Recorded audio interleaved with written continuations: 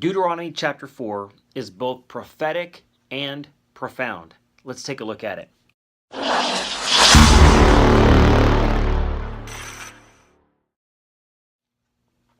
In Deuteronomy chapter 4, Moses tells the people, look, if you go and make carved images and you worship foreign gods, what's going to happen is God is going to scatter you throughout the nations.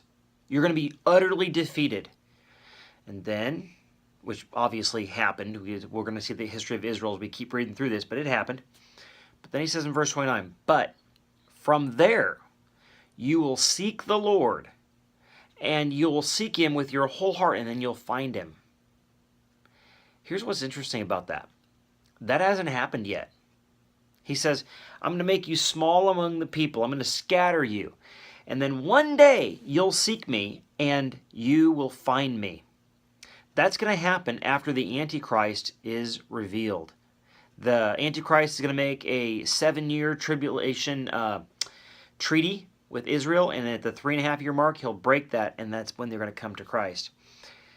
But that is also not just prophetic, it's profound. It's profound for you and me, because he says, when you seek God with all your heart and all your soul, you'll find him.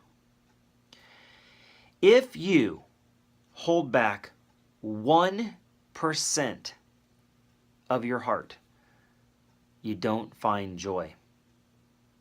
If you just keep back a little portion for yourself, and I know you're telling me to do this, God, but I'm going to do this instead, you lose all the joy, and you miss the joy of the Holy Spirit, the fellowship of the Father, and the presence of Jesus in your life. He says, all your heart, all your soul, all your mind, because he knows our propensity is to hold back and not really trust him, to have a little parachute there just in case God fails me.